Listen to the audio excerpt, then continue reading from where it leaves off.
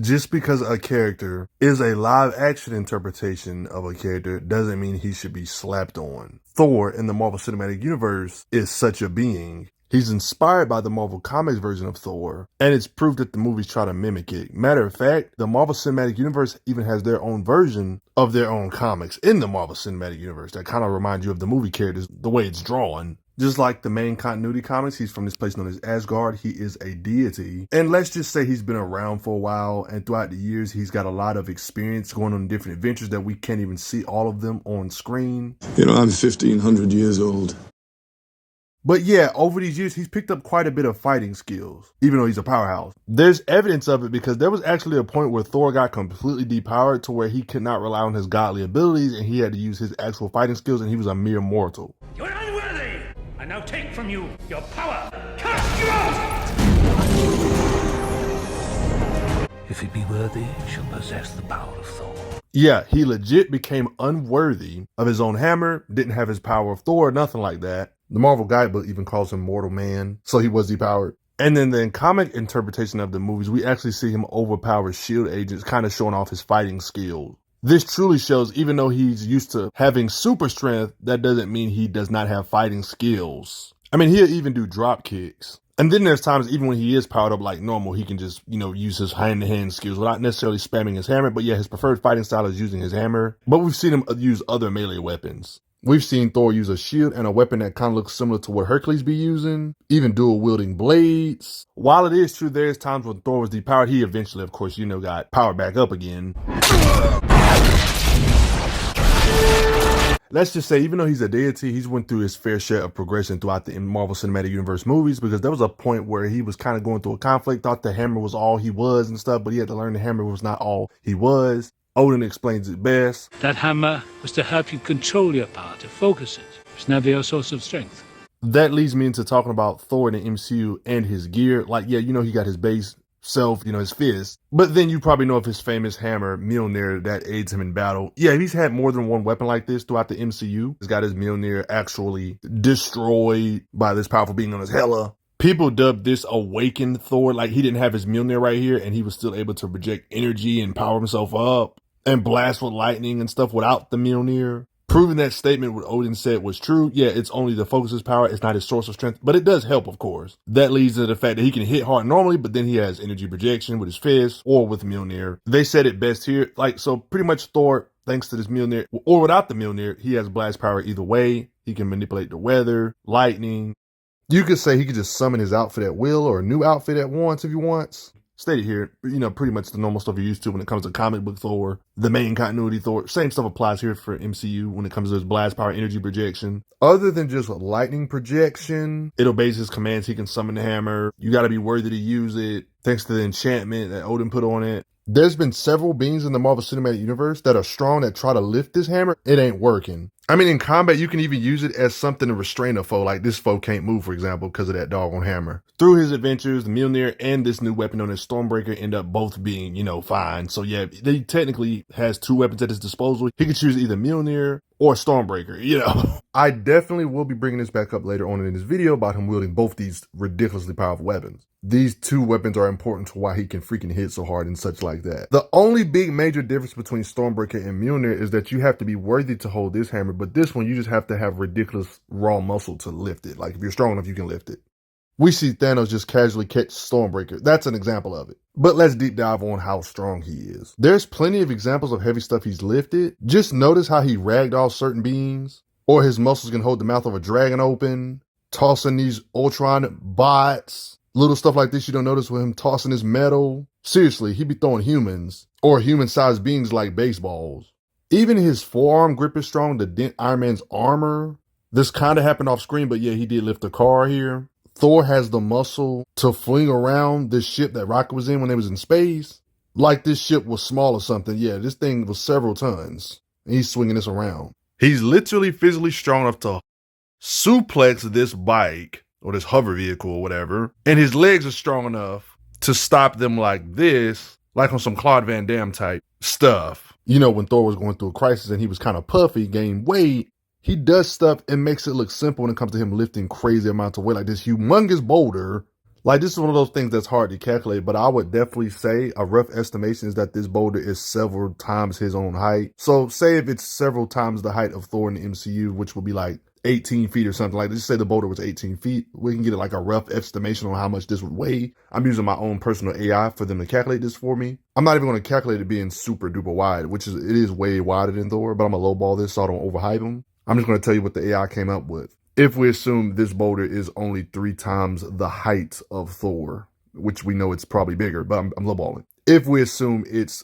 3 Thors or 3 times across 2, and based on the personal math that I had my own AI personally do, they estimated that this would be 450 plus tons that Thor just tossing around like it ain't nothing. When he was out of shape. Makes you wonder what his punches feel like if he can lift this kind of weight working out when he's out of shape. You know, I totally believe this is real.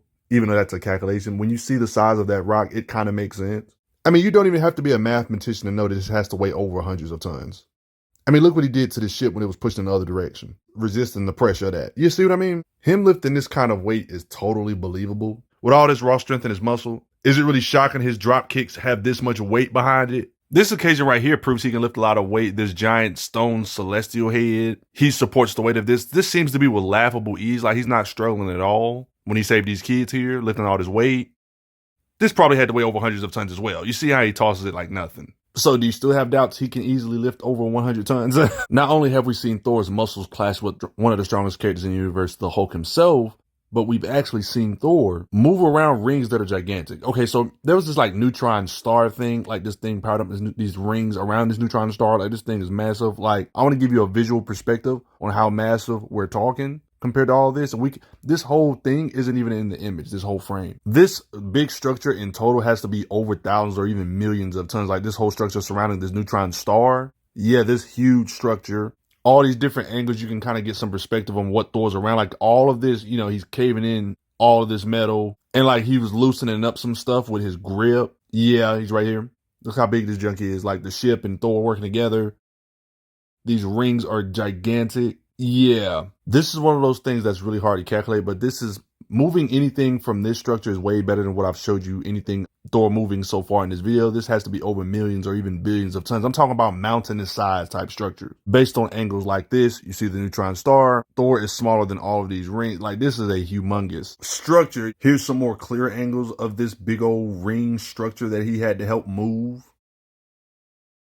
All of this he had to unjam. This has to prove he could definitely move mountains. Like, you see all of this, he's moving physically. Like, this proves he can lift millions or even billions of tons, guys, if I'm being honest. Like, he can move literal or lift literal mountains, guys.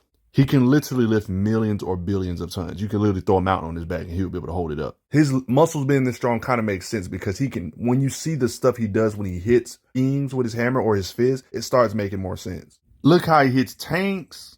We've seen him one-shot shatter rock beams, break out of containers that were apparently made to hold the Incredible Hulk, can literally solo a whole bunch of frost giants. He can blow away an entire forest with his hits, with a shockwave.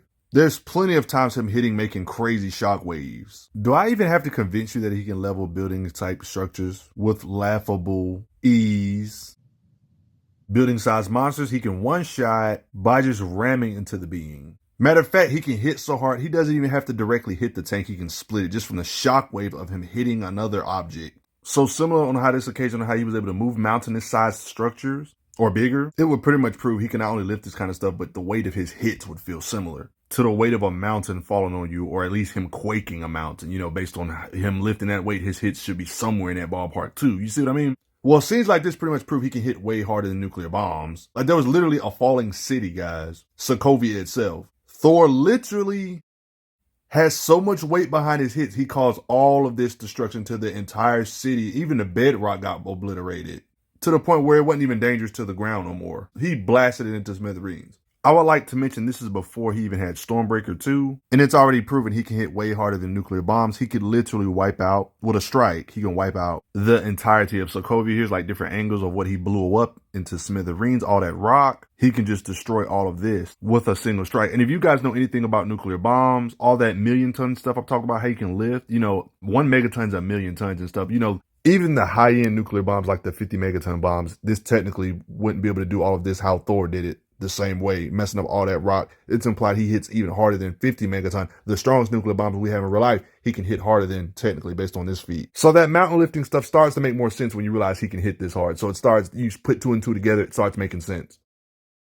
And everything I just mentioned, it's even worse with Stormbreaker. Like when Thor was on his planetoid in Love and Thunder, sure, it's not the size of a full-size planetoid because you can see the beings there are not that small compared to like these creatures are like, you know, they're big, but they're not like super duper big. So like this is a smaller planetoid. Thor can light up the whole planetoid, it seems, the small one at least. Do you think Mjolnir would have been able to withstand the power of all 6 Infinity Stones as well as Stormbreaker did?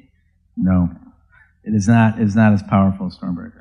Stormbreaker is a king's weapon. Did I mention Thor's in the middle of his own explosion he created? Like he was in the middle of all that. His energy blasts or strikes can do damage to these Chitauri armored Leviathan beings consistently, even in the comic interpretation. You remember this scene? He was able to hit so hard with his lightning strike and cause this much of a quake.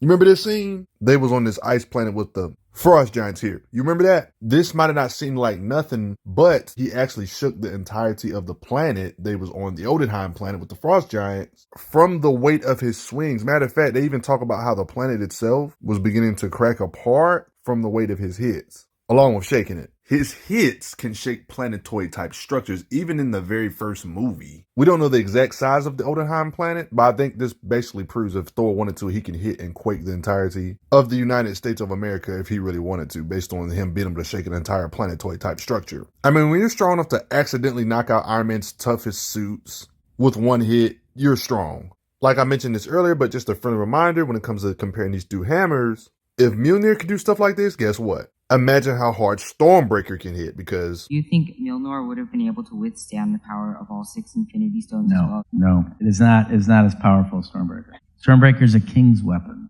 And you're probably already aware that Stormbreaker can do energy projection. It also has extra perks Mjolnir doesn't have. Because you guys remember the Bifrost? You guys remember this mechanism that allowed the characters to travel to different planets in the universe and stuff? You remember this device? Thor had to use this to travel to different realms or worlds in the universe. Well, thanks to Stormbreaker, one of the perks of Stormbreaker is that it can summon this energy, this Bifrost energy, so he can travel without necessarily using this device. And in a way, if he really wanted to, he can use the same Bifrost energy to destroy an entire planet if he really wanted to. I'm bringing this up for a reason because Thor can literally summon the same energy if you so wished. Now that he has Stormbreaker, of course. Leave the bridge open would unleash the full power of the Bifrost and destroy Jotunheim with you upon it. This isn't just an exaggerated statement because it was like a literal whole plot point of Loki using the Bifrost to destroy the entirety of Odinheim. So they wasn't playing when they said this energy can actually destroy the whole planet in a very decently short amount of time. Maybe not like in an instant, but like maybe over 2 minutes or 5 minutes or something like that of that such. It's not really a specific time frame, but it can destroy the entire planet. I have to destroy Jotunheim.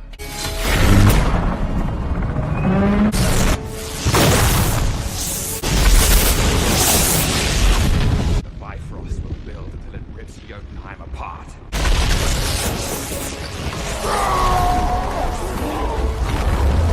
I will have destroyed that race of monsters. You can't kill an entire race. And when we're talking about Stormbreaker, it's literally stated it's like the greatest weapon up to this point. A king's weapon meant to be the greatest in Asgard. There's nothing contradicting it, really. They could even summon the Bifrost, like that energy I just showed you, that can destroy an entire planet over time. So similar to this scene on how you saw how the Bifrost had raw energy that was actually slowly destroying the whole planet. Like you can literally see it physically happening via the energy projection of the Bifrost. Thor could technically do this because he could summon that too. This is probably not something he would do because he's not evil, but he could technically just summon the Bifrost energy and just keep it open and just kind of destroy a planet with the Bifrost energy. He can just sit back and relax because he can just use the Stormbreaker to just blast that energy out like that. In a weird way, technically being a planet buster. There's hints throughout the MCU that technically imply that Thor could have been a planet buster even before this Stormbreaker stuff. I mean, they're constantly fighting beings that are using Infinity Stones against them. Like Thor was even roasting or talking trash about a character that was using a stone against him. You remember the Dark Elf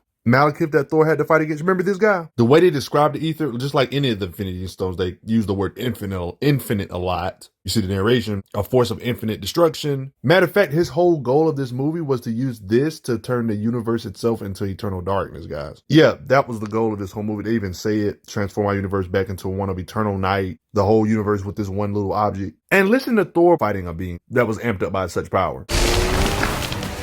You know, with all that power, I thought you'd hit harder. He said that after getting blasted by an Infinity Stone, guys. I'm not necessarily saying Stormbreaker is equal to like any of the Infinity Stones' full power. I just want to give you a perspective of the MCU's version of the Infinity Stones, them separately real quick. Each of these stones can easily destroy planets, guys. I'm just letting y'all know that off gate. Yes, that's right. Even the MCU versions of these stones are this overpowered. Matter of fact, one of the MCU powerhouses, Miss Marvel, Carol Danvers, Captain Marvel herself, the reason why she's powerful is because of some of the power of an Infinity Stone, guys. Let this sink in. She's powerful thanks to her getting empowered by this Tesseract energy in the Marvel Cinematic Universe. And I'm willing to bet this is nowhere near the full power of a Tesseract. It gave Carol so much power and energy where she can easily reignite a literal star in an extremely short amount of time, guys. That's how much energy she can produce. The Tesseract's the reason why she's this powerful. Let that sink in, guys. And this is the blast power of these stones in the What If series, which is a different universe, but still should apply.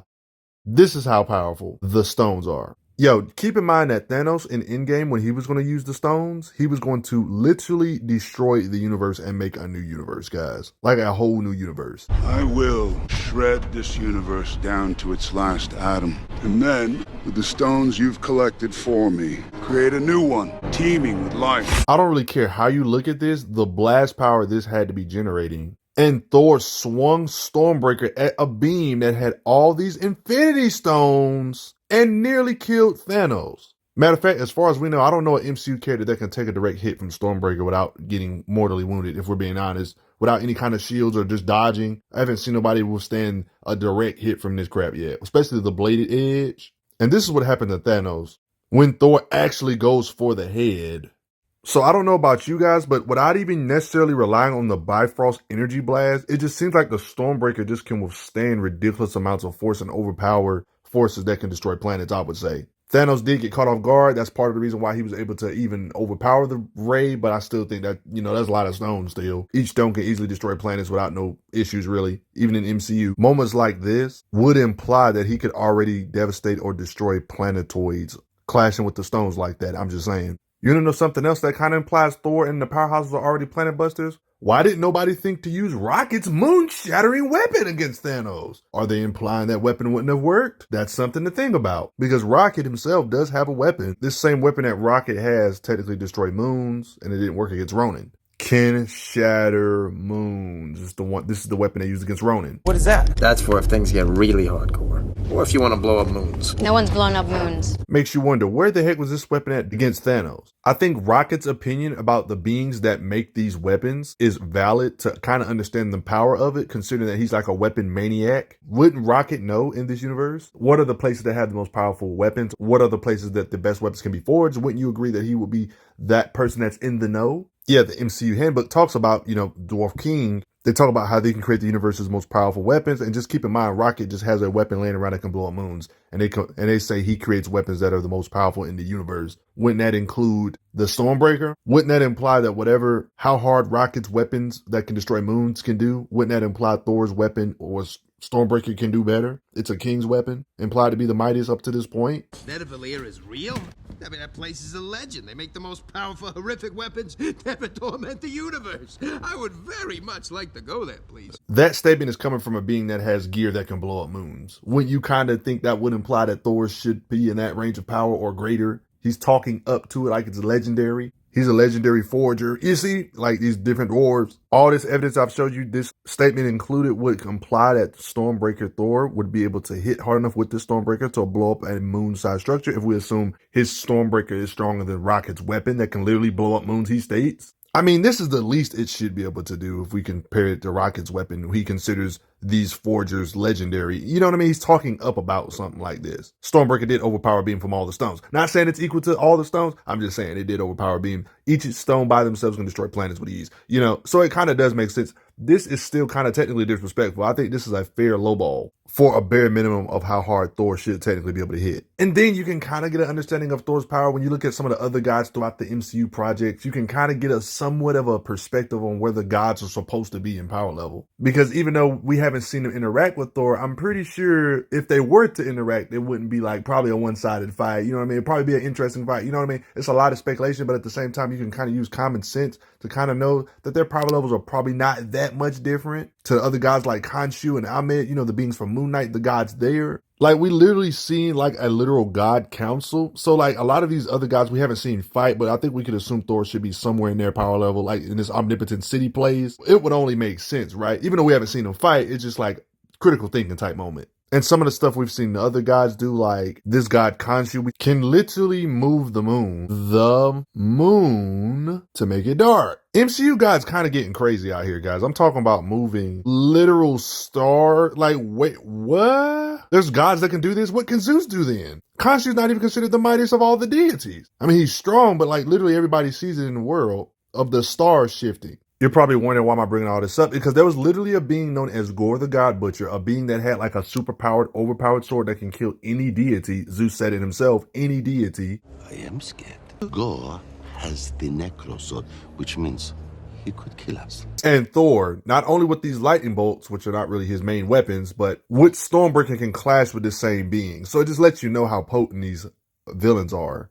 And Thor is competing against them. The fact that we've seen Khonshu do crazy stuff like moving stars and moving the moon itself, like when it comes to raw blast power and stuff, what do you think Zeus's max potential can do if he can do it? You see what I mean? It just kind of makes you do some critical thinking. Unless you think Khonshu's 5 billion times stronger than Zeus, and I don't think you believe that. Like, Zeus narratively is supposed to be one of the top tier gods of this universe. This quote about Thor when it comes to omnipotent city should let you know that the gods should be somewhere in each other's ballpark, or Zeus being the greatest one and such, or them gods being somewhere in each other's power level. You know what I mean? Like, listen to how he talks about them. What's omnipotent city? It's the home of the most powerful gods in the universe. We could recruit Ra, Hercules, and Zeus, the oldest and wisest of them all. Welcome to the Golden Temple, kids. This is where the most powerful creative gods in the universe hang out. Did you catch that part where he said Zeus is the oldest and wisest of the gods, implying his hierarchy being a pretty high up on the food chain compared to the other guys like Khonshu and stuff? You see what I mean? Like, that's why I say Zeus and them should be able to do similar stuff like moving moons and stars and such. You know what I mean? Not to mention we've seen Thor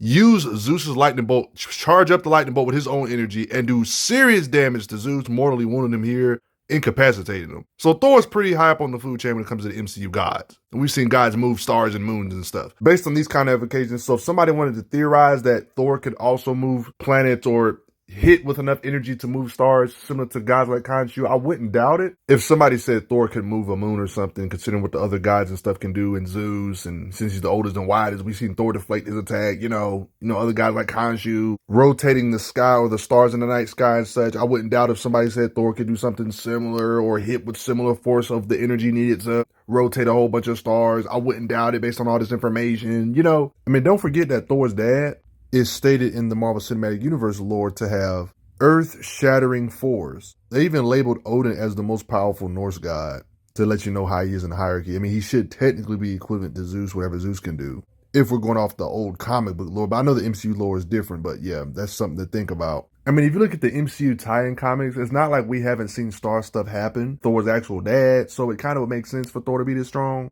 When they talk about that he's made a chalice into stars, like creating actual stars or in the sky or whatever, like Thor's dad could do this kind of stuff, it makes sense for the MCU. I mean, we can even do a simpler comparison. We know she's confirmed to be able to reignite dying stars in a ridiculously short amount of time. This right here would imply planet-busting levels of raw energy output from Captain Marvel. And we've seen what happened when she tried to, take on Thanos.